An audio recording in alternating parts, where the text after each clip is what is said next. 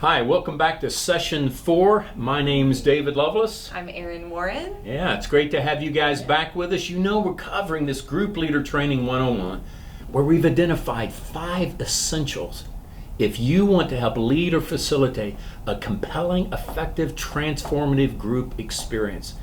And today in this session, we're talking about the 4th element of group health. Yeah. Pretty important. It is. This actually might be one of my favorite topics to discuss. Yeah. So how can you cultivate both spiritual and relational health? How can you assess it and then cultivate it within a group? We know, first of all, for there to be relational health, people have to feel like they're being cared for, right? So what does it look like for me as a group leader facilitator to care for people in my group, and then when am I walking across and crossing a boundary I don't need to get to? Yeah, absolutely. You know, I think the very basic idea of care is that we want y'all to be friends. Yes. You know, we want y'all to have be in relationship. You know, the real churchy way to say that is to do life together. But you know, like as a group leader, we want you to be a part of cultivating that relationship with.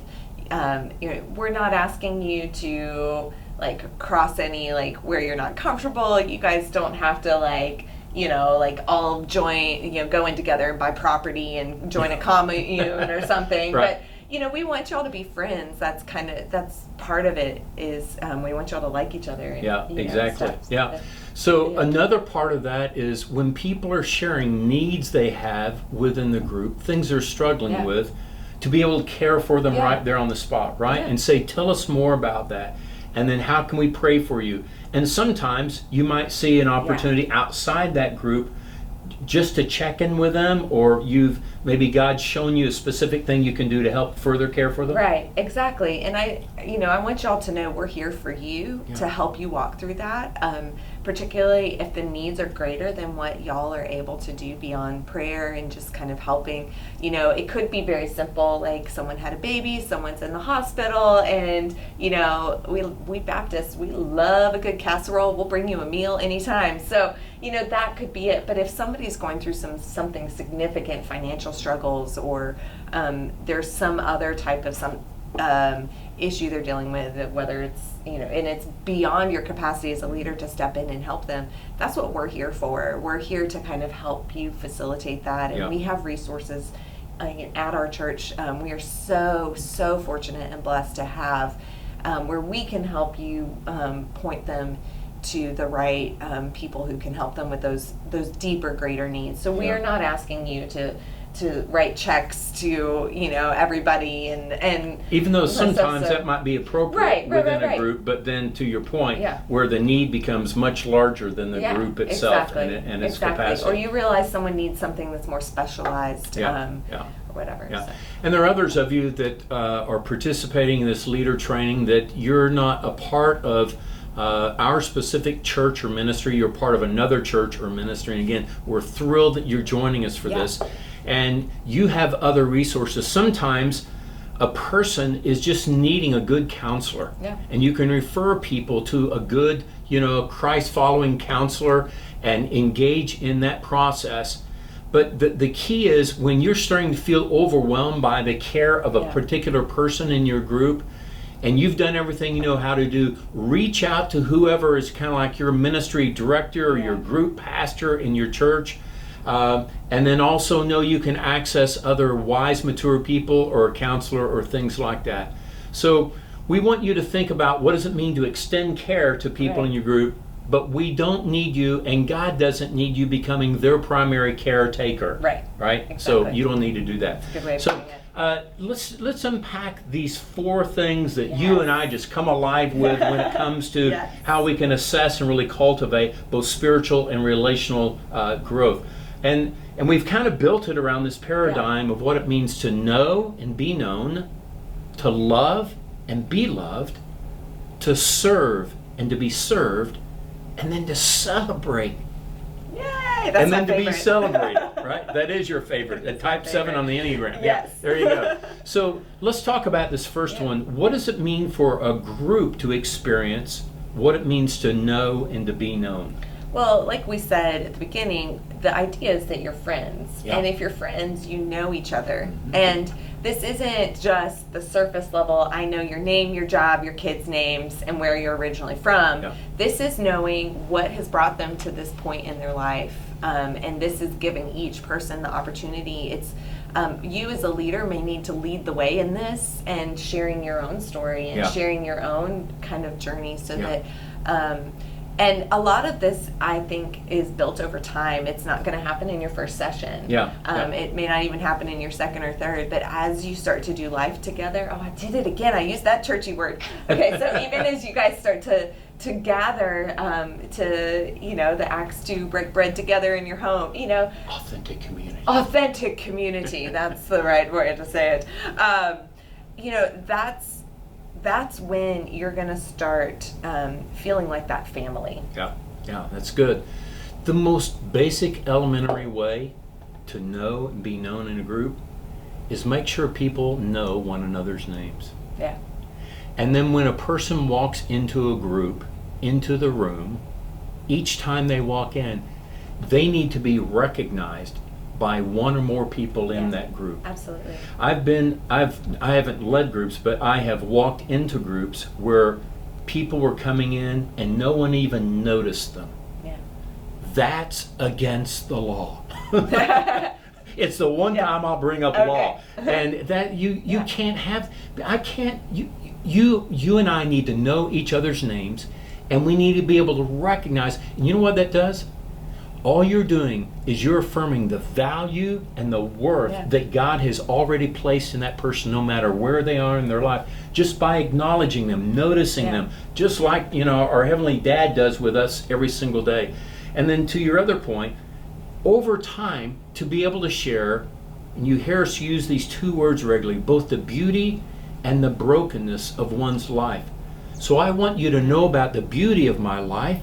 A lot of things are beautiful and wonderful. And there are also a lot of broken, hard, difficult things that I've been through in my life. And so I want you over time to know about those things. You go, but wait a minute, what if I can't trust people in my group? But we know that you can build trust over time. So I might be able to share with you about some, silly, superficial failure of my life and see if you judge me, if you cast me out of the group.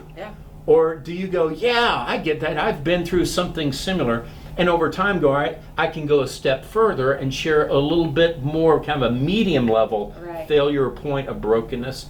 But we all deeply yearn to be known at even the depths of our brokenness. Yeah, and there is risk in it. Yes, there is. No matter who you're in relationship with, no matter who's sitting around that table, there will always be some type of risk. Yeah. But the reward of what you gather in that community is worth the risk. Yeah. And even if you've been burned before, and if you have, we're sorry. Welcome to humanity. Every one of us have been burned by such experiences. But just because we've been burned by those experiences doesn't negate the truth and the profound power of what can happen when we experience it in healthy ways. So we want to encourage you to learn how to exemplify that, to know and to be known. And then over time, to be aware of and cultivate what it means to love and be loved. So, Aaron, when, you and I knew each other casually and from afar over the years, and then in the last couple of years, we've gotten a lot more acquainted. We've started working together and started relating together, been in groups and stuff like that. And, you've come to know me in a much greater way than before. And then your challenge was, can I love him based on what I now know about? I know not only the good parts of him, but I know about some of these other uglier parts. Yeah. I think one of the things that I've learned in group life and in just growing in life is that the more you know somebody, the more you know their story, the more you start to love people. Yes. Yeah. And the more you start allowing God to work in your heart in that way, the more you begin to love people. And you see people not for their failures, you don't see them for the outside judgment we can make on people. But you start seeing people as children of God. Yeah. And when you do that, you start to love them in a way, we use the word grace a lot, but you just start to see people as Jesus sees them. Yeah. And when we do that, it cultivates a love, and it's not an awkward love. Like, I don't know how to explain it other than it is just a true, genuine, I love you as my brother and I love you as my sister. And it's really neat. And it's kind of like the next step of after know and be known. Yeah, exactly. And I tell you, a real practical way of knowing how to do this, when there's this knowing and being known experience, then do I turn around based upon, I've got more knowledge and information about you, including you gave me a partial key to your confidential failure file of some type. Now, do I step closer to you, or do I take a step back from you? Do I demonstrate a further unconditional acceptance of you in your beauty and your brokenness, or do I tend to pull back in judgment and like, well, that's too bad. Well, okay, you are not exemplifying Jesus when you do that. We all have a proclivity toward that oftentimes, but again, Jesus is remarkable, isn't he? Yeah. When he sees people's brokenness and they talk about it, he steps in even closer instead of walking away from them. That's what we want to see happen in every one of our groups. Listen, what people yearn for more than anything is not to be a part of a group, but to be in relationship with people where they can know and be known, love and be loved. And then this third one, to serve and be served. And this is hard. I think some people happen to love to serve others. They love to serve others. They love to serve others, and they're really good at that. But it's really hard for them to admit, I need to be served as well. Yeah, I'm a member of that club. Yeah. I was, I can remember several years ago, we started on a journey with my husband's health, and I remember having that moment where I had to stop saying, no, we're good, and I literally sent an email to our life group and said, I need someone who can come do man work around our house because my husband was not well, and we had guys say, okay, I'll be there on Saturday. I got 3 hours, tell me what to do. And I'm glad you didn't call me, by the way, because I'm not good at man work. I'm mechanically dysfunctional. That's all right. And it may not be that. It might just be, there was, it might just be meals. It might be something. But what I had to learn was that it wasn't just selfishness on my part, but I was denying these other people the opportunity to step into our story, to step into what God is doing in our life, and to love and serve our family. And if I just stay in my house and keep my door shut and say, no, I'm fine, I'm not actually allowing people to know me and to love me. And part of the way that they can do that, those other two, is through serving. And so when we're faithful to let our needs be known, and sometimes it's too much for people, and I never hold anything against anyone who was like, no, I really can't do that. But I've just learned a lot in being willing to let people serve you. So think about how you can do that in your group, to serve and be served, to regularly be thinking about what are the needs in the group.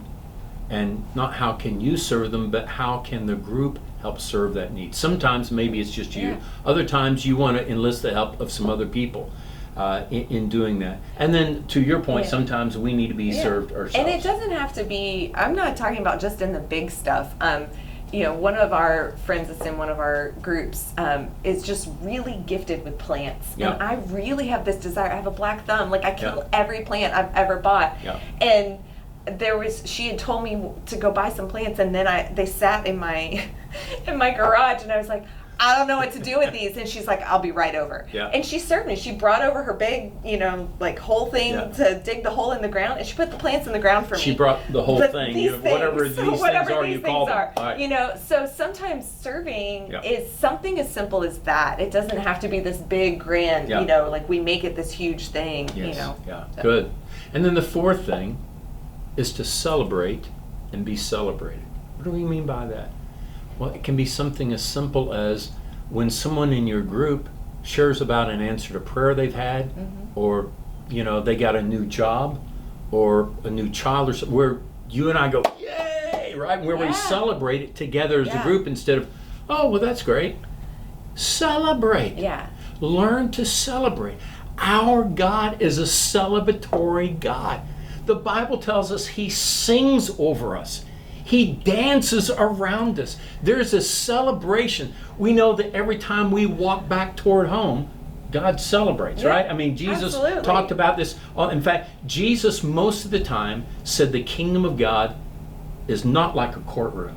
It's a banquet table where everybody gets invited, no matter who they are, and they get celebrated off. There's this sense of feast. We know some other ways of, to celebrate and be celebrated is when we find out it's someone's birthday, right? Yes. Or we find out an important event is happening in their life, maybe with their family or at work, and find a way of maybe even showing up for that. Yeah. Either us or parts of our group, something like that. But we want people to feel this sense of celebration. Yeah, absolutely. And I think this is the one that I think we tend to sometimes want to be like, oh no, we can't celebrate. This other person's really hurting. Yeah. And it That's would make them feel uncomfortable if we celebrate what God's doing in our life. But the Bible tells us we mourn with those who mourn and we rejoice with those who rejoice. Yeah. And we always have something to be thankful for. We always have something to celebrate, no matter what we're walking. And I don't believe that God ever called us to walk on like proverbial eggshells over what He's doing in our life. And I think the true measure of great friendship and relationship is being able to say, I may not be in a place where I feel like celebrating right now, but I see what God is doing in your life, and I want to celebrate that. And like you said, I mean, this is like my jam. This is where I thrive. I love celebrating people, and I love celebrating what God is doing in their lives. And and the mark of true, I think, healthy relationship is when we can look at other people's lives and celebrate what God is doing, even when it's something, and this is something as an Enneagram 7, yes, it is so easy to celebrate, and I love celebrating, but at the same time, I've also had to walk through celebrating other people getting what I desired. Oh, that's great. And that's really hard place to kind of come, but we, when we can truly and authentically celebrate other people, even when it's what we wanted, even when it's a place of hurt for us, I think that God really, He has grown my heart in that, and I've seen what He's been able to do when That's rich. Good. So I think that, and listen, cupcakes are always a good idea. I'm just saying. All right, so now, duly noted, right? So let's wrap up this session. How can you assess if your group is spiritually and relationally healthy? Are there regular experiences of people knowing and being known, loving and being loved, serving and being served, celebrating and being celebrated? You know where this comes from? Actually, our God is a relational God that's actually in community with 3 distinct persons. There's not a solo, alone God. They're actually 3 parts of the Holy Family. And they are so in unity, they are as one. They act as one. And yet God the Father, Jesus Christ, the Holy Spirit, they are in community. In fact, there's this interesting concept called perichoresis, that where there's this divine circle dance that the 3 of them. Big word. Sorry, I didn't mean to throw out such a big word near the end of the session, but it gives the sense of there's this Trinitarian dance that's going on all the time around each one of our lives.